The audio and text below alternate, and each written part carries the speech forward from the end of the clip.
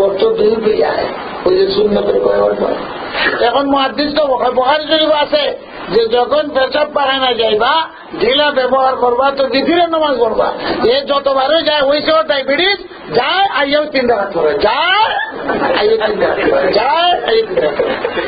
এখন আরেক মুহাদ্দিস দেখছেন দাওয়াত মেহমান দেখেন যে আমার যে মেজবান মুহাদ্দিস বুখারী শরীফের মুহাদ্দিস অনুবাদ করছেন কি খালি ডায়াবেটিস যায় আর 3 রাকাত করে। কয়েকবারে পরে তিনি জিজ্ঞাইলেন মেহমান মুহাদ্দিসে ভাই চিন্তা করো সেটাবে 3 রাকাত করো সেটা নামাজ দিনের বেলায় করবা। তুমি তো খালি মুরগি খেয়েছেন মোর সাথে মন্দির বললা গুজব হাদিস কিতাবে বুখারী শরীফ আছে না ওয়াইজা তাজবারতুম ফাউতিরু যে যখন ঢিলা ব্যবহার করবা তো ভিতরে নামাজ পড়বো। এই ভিতরে নামাজ অবদান করে ভিতরে না মুহাদ্দিস বলেন আরে আউতিরুর তো এক অর্থ হইল ভিতরে নামাজ পড়া আর এক অর্থ হইল বেজুর পাত্তর ব্যবহার করা। এটা বুঝছস না? যদি এটার অর্থ ভিতরে নামাজ হইতো ইমাম বুখারীও তো পেশাব করে ভিতরে নামাজ পড়তো। বড় মুহাদ্দিস সাহাবায়ে কেরাম করতো। এই জন্য হাদিস বুঝতে হলে সাহাবায়ে কেরামের আমলকে দেখতে হয়। আবু বকর সিদ্দিক নবীর সাথে ছিলেন, হযরত উমর নবীর সাথে ছিলেন, বুখারীও হাদিস পড়াইছে, কিন্তু উনি কেন উটের উপরে সওয়ার হইয়া তোয়াফ করেন না? যদি এটা সুন্নত হইতো। এরা বুঝছেন যেটা নবীর মুজিজা 144 দ্বারা উটের উপরে আল্লাহ দিয়া রাখছে। নবীর যুগে কুত্তা মসজিদে নববীর মধ্যে আইতো যাইতো, তো খাত্তাবী লেখছেন এরকম দরজা টরজা ছিল না, কুত্তাও ছিল, কুত্তা মারার হুকুম দিয়েছেন হুজুর সাল্লাল্লাহু আলাইহি ওয়াসাল্লাম। এরপরেও মদিনা শরীফ যাওয়ার পরে কুত্তা এদিক সেদিক যাইতো। যেমন কুত্তা এদিক সেদিক গেলে কুত্তা তো পেশাব করবোই, কাজে কুত্তা পেশাব পাক মসজিদে যদি খোলা দরজা থাকে আইব যাইব। দলিল দিছে তামুর খেলাফ কুত্তা মসজিদ আইতো যাইতো, তো মুত্তায় তো পেশাব করবো, কুত্তায় থুতু ফেলাইব, কাজীগুলা থাক। খাত্তাবী বলেন আরে কমবক্তের কমবক্ত কুত্তার প্রতি 144 জায়গা দানস্থানি নবীর মসজিদে যদি ঢুকেও তো পেশাবও করবে না, পায়খানাও করবে না, থুতুও ফেলাইবে না। এটার দ্বারা পাকের দলিল হয় না। 44 জায়গা যে দাঁড়িয়ে হয়েছে এটা দানস্থানি, তো দলিল এইভাবেই দেওয়া যায়। كانت الكلاب تمر في مسجد النبي صلى الله عليه وسلم فإلى চার দিয়ে বারো যে কুত্তা আইতো যাইতো, তাহলে কুত্তার পেশা বোমা। আরে কুত্তা তো আইতো যাইতো, দরজা তো এরকম ছিল না, এরকম আছে নাকি খেজুর পাতার দ্বারা কুত্তা মারারও হুজুর হুকুম দিছে, কিন্তু এটার উপরে 144 জানা জারি করে তো রাখছে আল্লাহ। খবরদার বাইসান যদি তোর মসজিদে পেশাব পায়খানা চেক করিস। আমার কথা কোনটা বুঝছেন? এইভাবে বোঝা যায় না। বুঝতে হইলে আল্লাহ কোরআন নবীর হাদিস এভাবে শিখতে হইব। এখন আমরা কি মেয়ে লোকদেরকে পুরুষ বানাইব আর পুরুষদেরকে মহিলা বানাইব? পুরুষরা পুরুষ থাকো, জিহাদের ময়দানে যাও, নামাজ পড়ো, আর মহিলাদেরকে বলা হয়েছে স্বামীর খেদমত করো, জিহাদের সওয়াব পাইবা। মহিলাদেরকে বলা হয়েছে বাচ্চা পেটে রাখো, মারা গেলেও শহীদের সওয়াব পাইবা। মহিলাদেরকে বলা হয়েছে তোমাদের যুদ্ধের ময়দানে যাইতে হবে না, বাচ্চাকে দুধ খাওয়াও। 1 লক্ষ কাফির মারলে যে সওয়াব বাচ্চাদের দুধ খাওয়াই এরকম সওয়াব পাইবা। মহিলাদেরকে বলে বাচ্চা পেটে রাখো আর নামাজ ধরো, তোমার 1 রাকাতে পুরুষের 80 রাকাতে সওয়াব। বেড়াও এইটা করতে থাকবেই দি হই তাকে আমল করিয়া দেখ, পুরুষের চেয়ে বহুত বাড়িয়ে দেবে। আল্লাহ পাক আমাদেরকে বুঝ দান করুন। দুরূদ শরীফের কথা জুম্মার সময় বলে ফেলেছি, এখানে দুরূদ শরীফের কথা আল্লাহ তাআলা বলছেন। নবীর হক এই কথা না যে নবীরা খালি কইবে নবীর ফুট সাহেব, নবীর ফুট সাহেব, এটা কইলে নবীর সম্মান বাড়তো না। নবীর সম্মান বাড়বো নবীর পুরুষ পড়ো, এই কথা আল্লাহ বলে দিচ্ছেন। নবী করিম সাল্লাল্লাহু আলাইহি ওয়াসাল্লাম শেষ নবী, কোন মানুষের বাপ হইতে না, জায়েদের বাপ না। মা কানা মুহাম্মাদুন আবা আহাদিন মিন রিজালিকুম, পুরুষের বাপ না। তাহলে কিটা বোঝা যায়? মহিলাদের বাপ, ফাতেমার বাপ। আর কার বাপ? উম্মে কুলসুমের বাপ। এটা ঠিক আছে, কোন পুরুষ ছেলের বাপ না। পুরুষ ছেলে প্রথম থাকলে এগুলো মারা গেছে। আর ইভেন শেষ নবী খাতুমুন নবী যদি পুরুষ ছেলে থাকে তাহলে মানুষের দায়িত্ব ধরে নবী বানাই লিখবো। এই আল্লাহ তাআলা পুরুষ ছেলে আগে দিয়ে শেষ করে দিচ্ছে। এটার আর বেশি তফসির এখানে করি না, আমরা বিশ্বাস করি শেষ নবী হুজুর সাহেব শেষ নবী খাতুমুন নবী। 4টে জিনিসের উপরে বিশ্বাস করলে আপনি মুসলমান। হুজুর নাম শেষ নবী, বলেন শেষ নবী। 2 নম্বর শ্রেষ্ঠ নবী, 3 নম্বর সর্দার নবী, 4 নম্বর বিশ্ব নবী। এই 4টে জিনিস বিশ্বাস না করলে আপনি মুসলমান না, নবী মানলেন না। মুহাম্মদুর রাসূলুল্লাহ বললে হবে না। যখন আপনি বলবেন মুহাম্মদুর রাসূলুল্লাহ সাল্লাল্লাহু আলাইহি ওয়াসাল্লাম, তখন সাথে সাথে বিশ্বাস করতে হবে মুসলমান হইলে শেষ নবী, শ্রেষ্ঠ নবী, সর্দার নবী, বিশ্ব নবী। সর্দারের সমস্ত পয়গম্বরের সর্দার, শ্রেষ্ঠ নবী কুল কায়নাতের মধ্যে সবচেয়ে শ্রেষ্ঠ। শেষ নবী আর কোন নবী আসবে না, আর কোন নবী বিশ্ব নবী না। হুজুর সাল্লাল্লাহু আলাইহি ওয়াসাল্লাম বিশ্ব নবী। কোরআন শরীফ সমস্ত পয়গম্বরকে নাম ধরে আল্লাহ ডাকছে। ইয়া মুসা, ইয়া ঈসা, ইয়া জাকারিয়া, ইয়া আদম, ইয়া ইব্রাহিম। আর আমাদের পয়গম্বরকে আল্লাহ তাআলা ডাকতেছেন ইয়া আইয়ুহান নবী, ইয়া আদম উসকুন আনতা ওয়া যাওজুক, ইয়া ইব্রাহিম আরিদানা মুসা, ইয়া মুসা, ইয়া ঈসা, ইয়া জাকারিয়া, ইয়া ইয়াহইয়া, ইয়া নূহ বিসালামিন মিন্না ওয়া বারাকাতিন আলাইক, ইয়া মুসা খুযুল কিতাব, ইয়া ইয়াহইয়া, ইয়া জাকারিয়া। খালি নাম ধরে ধরে যাচ্ছে, কিন্তু সারা কোরআন শরীফে ইয়া মুহাম্মদ কোন কানে আল্লাহ তাইকে বলেন নাই, নাম ধরে বলেন নাই। বেশ কম বুঝে গেছে। সুবহানাল্লাহ, সুবহানাল্লাহ। চিন্তা করেন, কোরআন শরীফ পড়ে অন্য নবী আমরা নবী বেশ কম বুঝে গেছে। সমস্ত পয়গম্বরকে নাম ধরে রাখছে। আর আমাদের পয়গম্বরের কেমনে রাখছে? ইয়া আইয়ুহান নবী, ইয়া আইয়ুহার রাসূল, ইয়া আইয়ুহাল মুজাম্মিল, ইয়া আইয়ুহাল মুদ্দাসসির, এইভাবে রাখছে। আল্লাহ রাব্বুল আলামিন কোরআন শরীফে এখানে একটা আয়াত, এটা যদি ব্যাখ্যা করুন লাগে আজকে শেষ হইত না।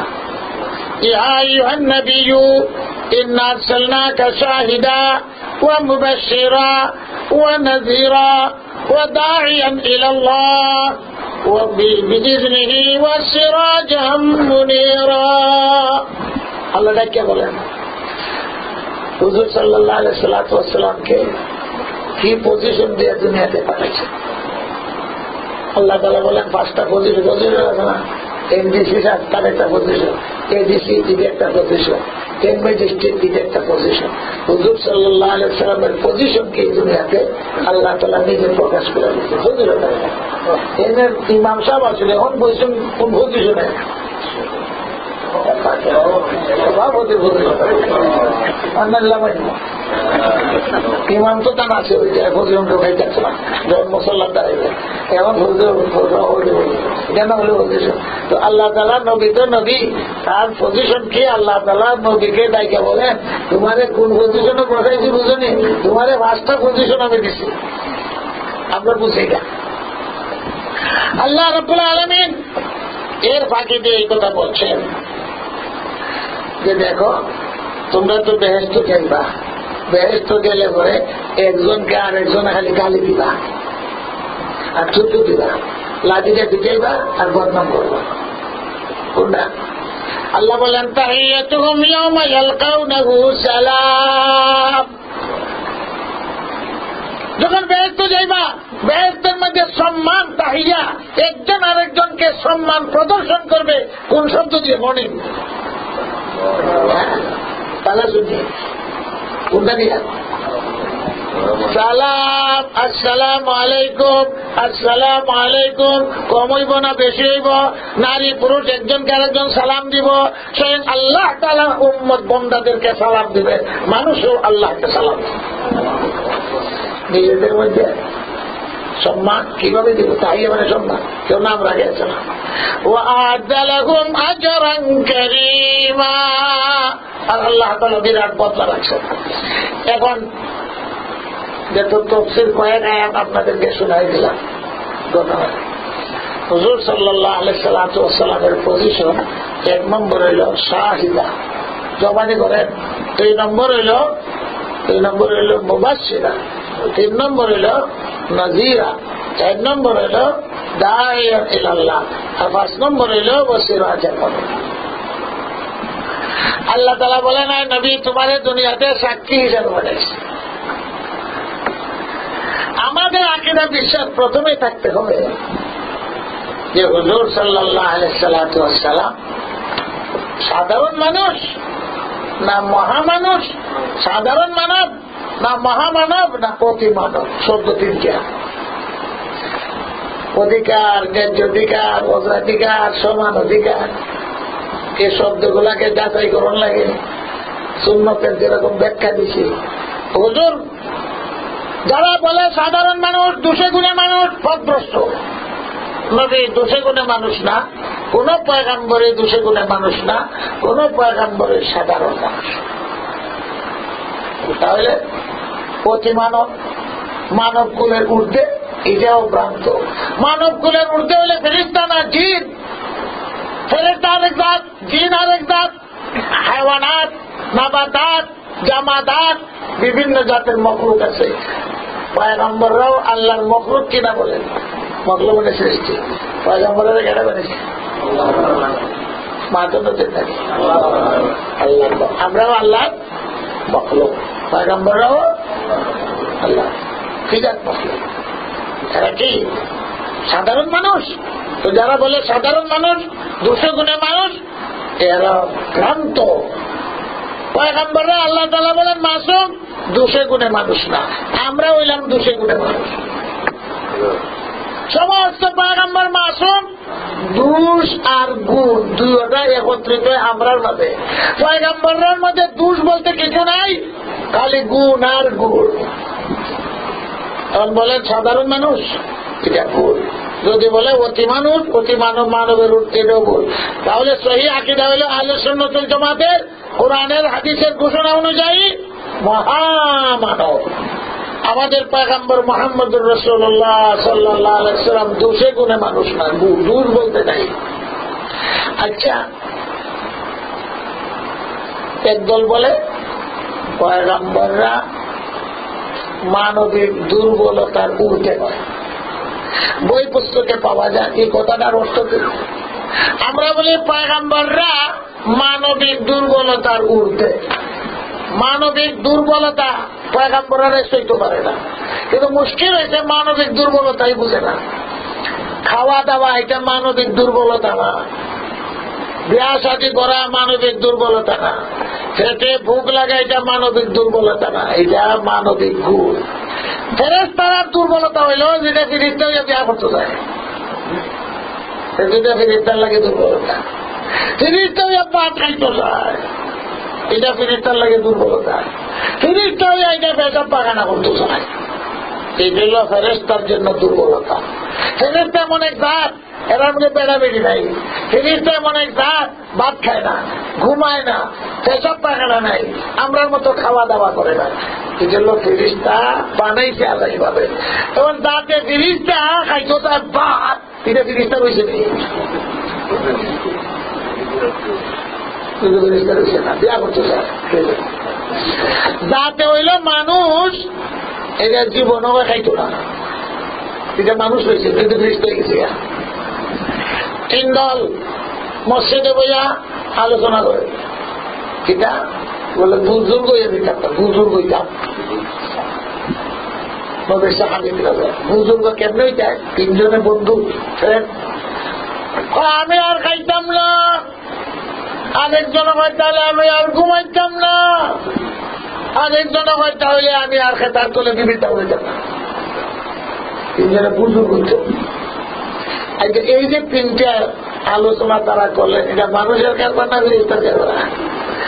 যাতে মানুষ আর ঘোষণা করলে ফেরেশতাদের, ফেরেশতা খেতার তুলে যায় না, ফেরেশতা খাওয়া দাওয়া করে না, ফেরেশতা ঘুমায় না, এই মানুষ ফেরেশতা হইতে চায়। জিবরাইল হুজুরকে বলে দিছে, ওই দেখো মসজিদে তোমার তিনজন তোমার সাহাবী বুজুর্গ হইতে চায়, আর এরা এরকম এরকম আলাপ করে। সাহাবারা বুঝতে পারছেন না যে নবীর কাছে যে খবর এসে পড়ছে। হুজুর মেম্বরে দাঁড়াইছে, মেম্বরে দাঁড়িয়ে নাম নিলেন না, বলেন আমার সাহাবাদের মধ্যে বইয়া বইয়া সল্লা করে বুজুর্গ হইত। কিরকম বুজুর্গ হইত? খাওয়ান খাইতো না, একজনে বিমারা তুয়ার থাকবো, আরেকজনে হয় খেতার চলে যেত না, বিদেশেরও যেত না, আর আরেকজনে হয় ঘুমাইতো না। আর হুজুর লাল চেহারা, মিম্বরে বসে বলেন, দেখো আমি আল্লাহর রাসূল, আমি খাই, আমি ঘুমাই, আমি ইবাদত করি, আমি বিয়া শাদী করি, আমার চেয়ে পৃথিবীতে বড় বুজুর্গ কে আছে? আল্লাহর আছে। আনা আতকাকুম লিল্লাহ ওয়া আনা আখশাকুম লিল্লাহ। খাওয়া দাওয়াটা কি মানবিক দুর্বলতা না গুণ? বিয়া শাদী করা মানবিক দুর্বলতা না গুণ? পেটে ভুক লাগা এটা দুর্বলতা না গুণ? ফেরেশতার জন্য দোষ, আমরা লাগি এটা গুণ। আমরা লাগি দোষ হইলে এটা জিনিস তৈরি দিয়ে যায়, খাইতো না, ঘুমাইতো না, বিয়াও করতো না, এটা তুই ফেরেশতাই নেই, তোর মানুষ বানাইছে আল্লাহ তাআলা। তাহলে মানবিক দুর্বলতার অর্থ কি? আসলটা বুঝে না। মানবিক দুর্বলতা হইল হিংসা, মানবিক দুর্বলতা হইল লালস, লোভ, মানবিক দুর্বলতা হইল পরনিন্দা। এগুলার হয় মানবিক দুর্বলতা। আরেকজনে হেও করে, আরেকজনকে নিন্দা করে, আরেকজনের মালের লোভ করে, আরেকজনের উপরে অহংকার দেখায়, গর্ব দেখায়, আরেকজনকে মারে, এদের নাম হইল মানবিক দুর্বলতা। মানুষ হইয়া হিংসা করে, কুত্তার মতো, বাঘের মতো মানুষের রক্ত শোষণ করে, এগুলো হল দুর্বলতা। এখন বলেন, এই সমস্ত দুর্বলতা পয়গম্বরদের কাছে আছে? এরা আমার মতো মানুষ বলেন না তো, ঘুমাইতেছে। এ তো মানবিক দুর্বলতার ঊর্ধ্বে। দুর্বলতার অর্থ খাওয়া দাওয়া না। এখন যারা বলে পয়গম্বররা মানবিক দুর্বলতার ঊর্ধ্বে নয়, এরা পয়গম্বর মানল না, পয়গম্বরকে হেও করলো, তার নাম ইসলাম থেকে, উম্মতে মুহাম্মদের থেকে খারিজ হয়ে গেল। বিশ্বাস ঠিক নেই। সমস্ত পয়গম্বর মানবিক দুর্বলতার ঊর্ধ্বে মাসুম, এরা দোষে গুণে মানুষ না। তো যারা বলে দোষে গুণে মানুষ, এরা পয়গম্বরদের মর্যাদা হানি করলো। আর যারা বলে সাধারণ মানুষ, এরাও নদীর পজিশনকে নষ্ট করে দিল।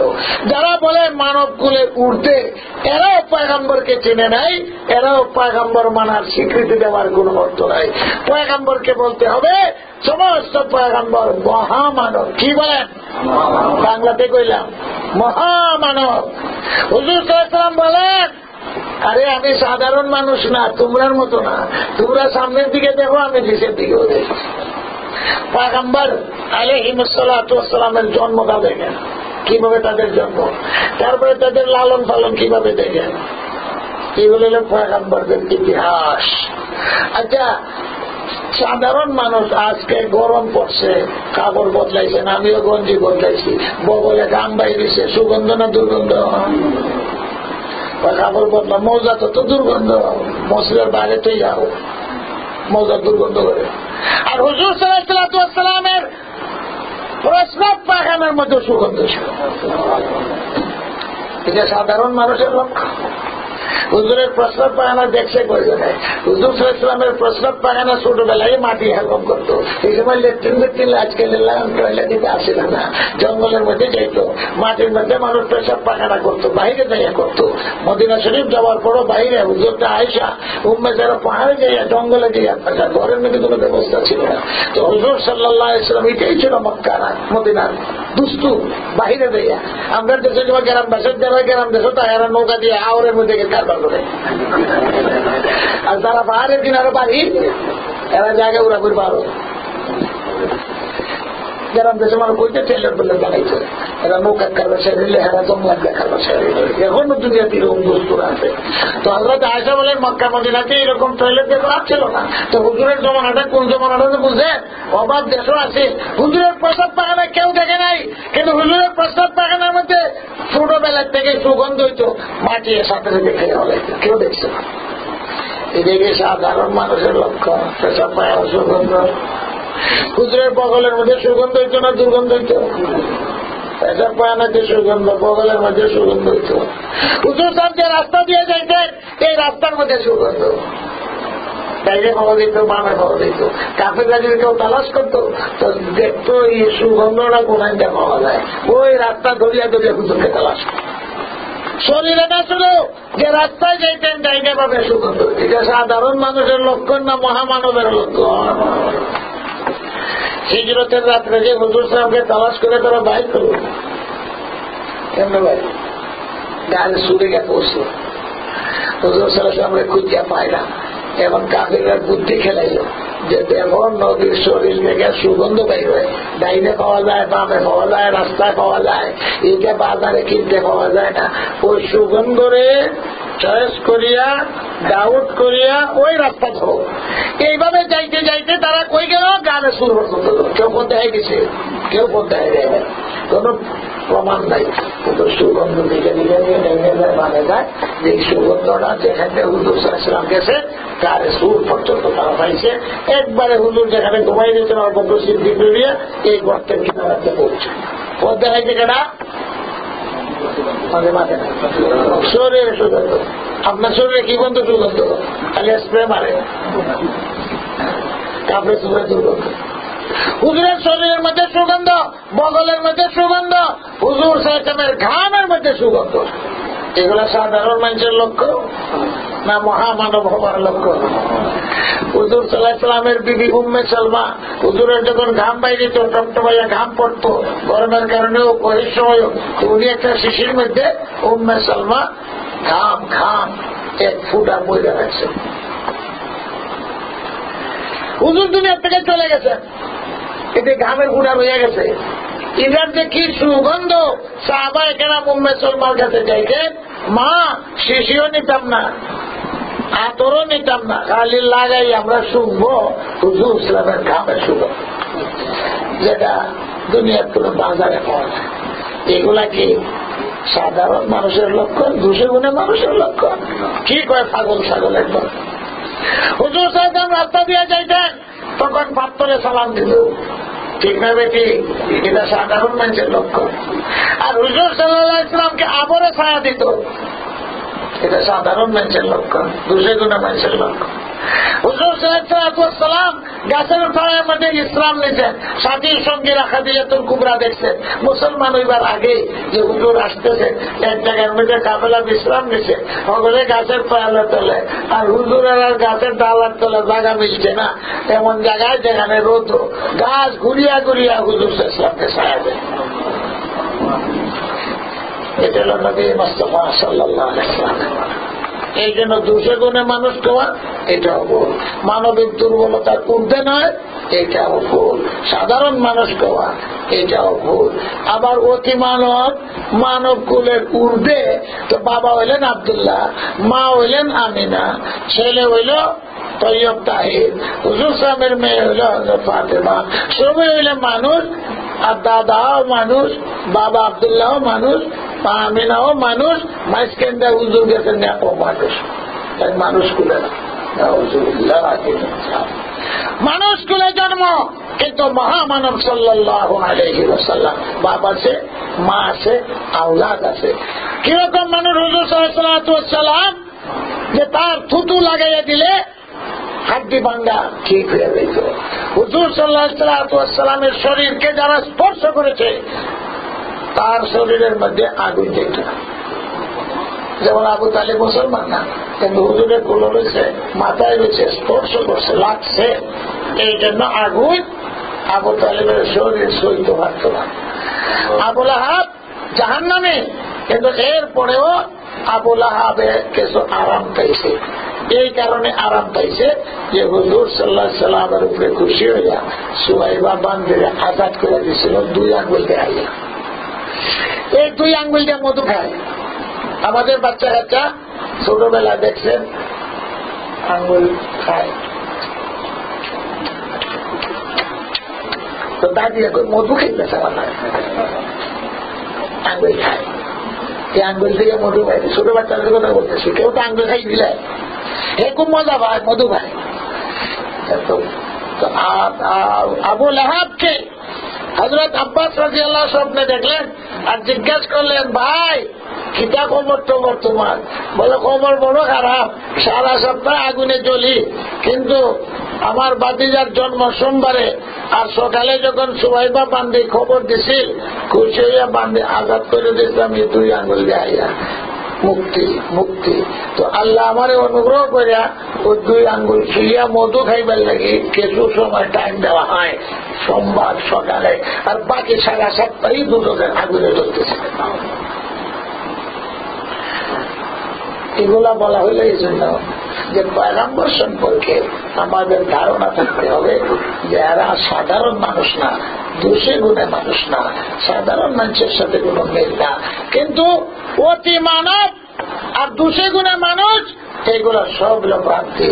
মুহাম্মাদুর রাসূলুল্লাহ সাল্লাল্লাহু আলাইহি ওয়াসাল্লাম, মুহাম্মাদুর রাসূলুল্লাহ লা ইলাহা ইল্লাল্লাহু মুহাম্মাদুর রাসূলুল্লাহ। খালি শুরু করলাম 11টা বাজে। হুজুরের জন্মটা কিরকম? অন্যান্য পয়গম্বরের কথা বলবো। মানুষের জন্ম কিভাবে হয়? মা আমিনার আজকে যে বাচ্চা হবে আমিনার খবরই নেই। আমাদের মহিলাদেরকে হসপিটালে নিতে হয়, নার্স খবর দিতে হয়, আরেকজন মহিলা করে আনতে হয়, না হলে পরীক্ষা করতে হয়। মা যে মা বাচ্চা দিবে, মা চেহারার দিকে তাকালে বোঝা যায় আজকে তার বাচ্চা হবে। চোখ লাল হয়ে গেছে, গাল লাল হয়ে গেছে, শরীরের ডগ ভালো না, ঘরের মুরব্বীরা টের পায়, একজন আরেকজনের সঙ্গে আলাপ করে, বেটির ক্লাস অবস্থা ভালো না। যদি বেটির জামাই থাকে, ছেলে থাকে, করে খবর বললো হসপিটাল নার্স আলামত বোঝা যায়। কিন্তু আজকে মুহাম্মদুর রাসূলের জন্ম হবে, আমিনার কোন লক্ষণ নাই, আব্দুল মুত্তালিবের খবর নাই, আবু লাহাবের খবর নাই, আবু তালিবের খবর নাই, মা আমিনার নিজেরও খবর নেই, কোন আলামত নেই। আলামত যদি থাকতো তাহলে সেই যুগের দুস্তুর অনুযায়ী কোন দায় বেটি করে আনতো, আতুন না তো। এখন হসপিটাল, আগে আসেন হসপিটাল, বেটি একটা এমন লাগতো, নার কাট হইব, বাতি জ্বালায় রাখো, কোন সময় কোন খবর। ঘরের মুরব্বীরা সব সজাগ, বুড়া বেটি থাকলে, বুড়া বাপ থাকলে, দাদা থাকলে, আজকে তো আলামত বালা না, সব সজাগ থাকে যে কোন সময় কোন ঘটনা ঘটে। কিন্তু আমিনার আজকে বাচ্চা হবে, আমিনার নিজেরও খবর নেই, আব্দুল মুত্তালিবের প্রতি খবর হইতে হবে। যদি খবর হইয়া যায় তাহলে দেশের মধ্যে খবর হইয়া যাইব, কোনো মহিলা ঘরে থাকবে, আল্লাহ তাআলা শেষ কোন খবর নাই, আমিনারও খবর নাই, শেষ রাতে সব ঘুমো থাকে। এমন সময় হুজুর সাল্লাল্লাহু আলাইহি ওয়াসাল্লামের জন্ম হয়েছে, আমিনার কোন প্রসব বেদনাও নাই, তারপরে বাচ্চা দেওয়ার পরেও কোন উরুস্তুল নাই, পাক পরিষ্কার। আর হুজুর সাল্লাল্লাহু আলাইহি ওয়াসাল্লাম এমন ভাবে জন্ম, খতনার ভিতরে আল্লাহ তাআলা করিয়া পাঠাই দিচ্ছে, আর নার কাটতে পাঠাই দিচ্ছে। অন্য মহিলা যাইয়া হুজুরকে দেখবে আর নার কাটবে, আমিনাকে দেখবে, অসম্ভব। মুহাম্মদুর রাসূলুল্লাহ কুল কায়নাতের সরদার, আর মা আমিনার ঘরে লাল জন্মিবে, আমিনার নিজের খবর নাই, নার কাটবার লেগে কেউ গেছে না, সেখানে সিজার হয়েছে না, ছাগলের ঘরে ছাগল, ছাগলের ঘরে ছাগল, ওই সিজার করে বলে নবীর জন্ম হয়েছে না। নার কাটা অবস্থায় কানা মখতুনা, খতনা ভিতরে করা, আরেকজনে গিয়ে খতনা করতে নবীরে আল্লাহ হেফাজত করে রাখছে, আরেকজনে যে নার কাটতো, নার কাটা অবস্থায় হুজুরের জন্ম হয়েছে। আর এরপরে আমিনা সুস্থ শরীর আর ঢাকা রাখছেন হুজুর সাল্লাল্লাহু আলাইহি সাল্লামকে। এরপরে আব্দুল মুত্তালিবের খবর হয়েছে, যে মুখ দেখছে। আবু লাহাবের খবর হয়েছে, যে মুখ দেখছে আবু লাহাব। এটাকে বলে সুবহান। এরা বজরের নামাজ পড়তে নেই, ঈদের বজরের নামাজ আছে, এর বড় ক্ষমতায়। আর এই সময় বজরের নামাজ হয় নাই, ও সুবহে সাদিক যেটা কয়, এই সময় আরামের ঘুম, শেষ রাতে আরামের ঘুম, সব ঘুমাইয়া রয়েছে, নীরব নিস্তব্ধ সময়ের মধ্যে হুজুর সাল্লাল্লাহু আলাইহি ওয়াসাল্লাম সোমবারে সকালে দুনিয়াতে হাজির। এটা বললাম, এটা সাধারণ মানুষের লক্ষ্য। এইভাবে সাধারণ মানুষের জন্ম হয়, ভাত ধরে সালাম দেয়, আর উঠে সালাম দেয়, আর হরি নাইয়া পিসাব দেয়। এই জন্য এটা ভুল কথা। মুহাম্মদুর রাসূলুল্লাহ সাল্লাল্লাহু আলাইহি ওয়াসাল্লাম, আল্লাহ তাআলা আমাদেরকে হুজুরের পজিশন বোঝার তৌফিক দান করুক, হুজুর সম্পর্কে সুষ্ঠু ধারণা রাখার তৌফিক দান করুক।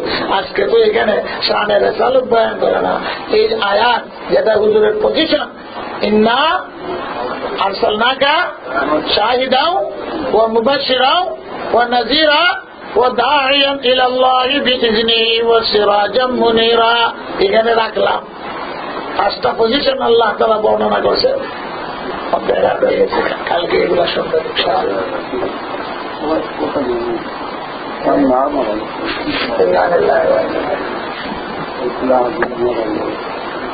দোয়া করুন। আজকে মক্তসরের দোয়া হয়ে যাও, কালকেও দোয়া হবে, রবিবারও দোয়া হবে।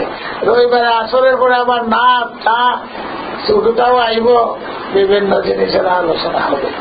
তো আজকে তো অনেকে আইসেন, দোয়া করেন দেশের জন্য, জাতির জন্য। মাওলানা আব্দুল আজিজ রহমতুল্লাহ আলাইহি দয়ামিনী, তার জন্য, আর আমার এক ভাই তার এর নাম আব্দুল কাদির। আমার বাবা মারা গেছে, তার জন্য দোয়া করুন। আম্মা মারা গেছে। সাল্লাল্লাহু আলা সাইয়্যিদিনা ওয়া মাওলানা মুহাম্মদ ওয়া আলা আলিহি ওয়া আসহাবিহি ওয়া সাল্লাম। সাল্লাল্লাহু আলা সাইয়্যিদিনা ওয়া মাওলানা মুহাম্মদ ওয়া আলা আলিহি ওয়া আসহাবিহি ওয়া সাল্লাম। আস্তাগফিরুল্লাহ, ইন্নাল্লাহা গফুরুর রহিম। লা হাওলা ওয়া লা কুওয়াতা ইল্লা বিল্লাহিল আলিয়্যিল আযীম। তারাবি 20 রাকাত সুন্নতে মুআক্কাদা হুজুর সাল্লাল্লাহু আলাইহি সাল্লাতু ওয়াস সালাম পড়েন নাই, সাহাবায়ে কেরাম পড়েন নাই, তাহাজ্জুদের নামাজ তারা পড়ছে। এই 20 রাকাত তারাবি জারি করছেন হযরত উমর রাদিয়াল্লাহু তাআলা। সমস্ত সাহাবারা স্বীকৃতি দিয়েছেন। কেন কইলাম? এটা কার ফতোয়া? ওমরের ফতোয়া। তারাবিকে 20 রাকাত, এই জন্য অনেক দেশে আর 8 রাকাত পরে 20 রাকাত পড়ে না। 8 রাকাত তাহাজ্জুদ সব সাহাবারা পড়ছেন, হুজুরের জমানায় পড়ছেন, পরেও পড়ছেন, এখনো আছে। কিন্তু 20 রাকাত তারাবি হযরত উমর জারি করছেন, সাহাবারা স্বীকৃতি দিয়েছেন। এটা কার সুন্নত ছিল? উমরের সুন্নত ছিল। হযরত উমরই ফতোয়া দিতেন মহিলারা যেন মসজিদে না আসে। উমরের ফতোয়া 20 রাকাত তারাবি পড়ে, আর উমরের ফতোয়া এটা মানে না। ওই পয়সা মন ধরা ইসলাম। আয়েশা বলেন নবী জিন্দা থাকলে মেয়েদেরকে বাধা দিতে। হুজুর কিন্তু বলে গেছেন মেয়ে লোকের নামাজ ঘরে সওয়াব বেশি, আর সালাতুল মারআতি ফি খিদরিহা আফদল। এটাও হাদিস। আমি কইয়া দিলাম এমনে চলো, এমনে চলো, তোমারে নিষেধ করলাম না। হুজুর নিষেধ করে তাই মেয়েদেরকে মসজিদ আইতে, কিন্তু বইলা দিছে সব কোরআনে বেশি মাতো না তো ওদের অস্বীকার করতে পারবা। হুজুরে বাধা দিছে না, এটা ঠিক, কিন্তু আয়েশা তো বাধা দিছে। তাহলে নবীর সুন্নত আয়েশার সুন্নত এক। নবী বইলা গেছেন আয়েশার কথা মানো, উমরের কথা মানো। মা বোনরা আছে, এই জন্য বলছি ঘরের মধ্যে নামাজ পড়া তাদের যেটা সওয়াব। আর এখন ইংলিশ খুতবা না দিয়ে তো ইসলাম চিন্তা হচ্ছে না। আমি সাধারণ বিবেক দিয়া বলি, এই দেশের ভাষা ইংলিশ, বাংলাদেশের ভাষা কিটা? বয়তুল মুকাররমে বাংলা করতে পারে। আরবি বাংলাদেশের মানুষ বুঝে? মাতে না তো। হিন্দুস্তানের মানুষ আরবি বুঝে? পাকিস্তান বুঝে? ইন্ডিয়াতে 40 কোটি মুসলমান, পাকিস্তানের 15 কোটি মুসলমান, বাংলাদেশেও 1 কোটি বাদ দিয়ে 14 কোটি মুসলমান। এরাও আরবি বুঝে না। আরবি বুঝেন না আপনারা, এর লাগে ইংলিশ মূল্য লাগে, খুতবা দিবার লাগে। এটাই যুক্তি। কাজে কাজে ইংলিশ মূল্য লাগবে, ইংলিশে খুতবা দিতে হইব, এই জন্য যুক্তি। আমার যুক্তি হল বাংলাদেশে খুতবা দিতে হইব বয়তুল মুকাররম আর বন্দর আর কুদরতুল্লাহ তার দরগা মসজিদ, আর পাকিস্তান ও করাচি আর লাহোর উর্দুতে দিতে হইব, আর ইন্ডিয়া অল ইন্ডিয়া হিন্দিতে দিল্লিতে দিতে হইব। বহারি এবং বহারি এরাও তো আরবি বুঝে। তাহলে বোঝা গেল খুতবার সাথে বুঝে না না বুঝে এটার কোন সংস্রব নাই। কেন্দ্রীয় ভাষা আরবি, নামাজ পড়ি আরবিতে, খুতবাও আরবিতে, লেকচার দিবার লাগে উজু লাগে নেই, খুতবার লাগে উজু লাগে, লেকচার দিবার লাগে দাঁড়ায় দেওয়া লাগে নেই, খুতবা দাঁড়ায় দেওয়া লাগে, দুই খুতবার মাইজকে না আবার বহন লাগে। খুতবা ভিন্ন জিনিস, লেকচার ভিন্ন জিনিস। এখন লেকচার আর খুতবারই এক বানাই দিচ্ছে। ওই জন্য মাশাআল্লাহ ইনশাআল্লাহ, মাশাআল্লাহ ইনশাআল্লাহ খুতবা ভিন্ন জিনিস আর লেকচার হইল ভিন্ন জিনিস। লেকচার দিবার লাগে উজু লাগে, ওগুলো যে লেকচার দিতেছে। পার্লামেন্টে যে লেকচার দিতে উজু করে দেয়, উকিল মুক্তারা যে লেকচার দেয় উজু করে দেয়, প্রফেসররা যে লেকচার দেয় এটা উজু করে দেয়। লেকচারের জন্য উজু লাগে না, দাঁড়াইয়া লাগে না, বইয়া দাও যেমনে পরে এমনে দাও। খুতবা দাঁড়াইয়া দিতে হবে, অজুর সাথে দিতে হবে, কথা বলে মকরুহ তাহরিম হবে, সুন্নাত ওয়াজিব হবে। তাহলে খুতবার লেকচার এক কথা না।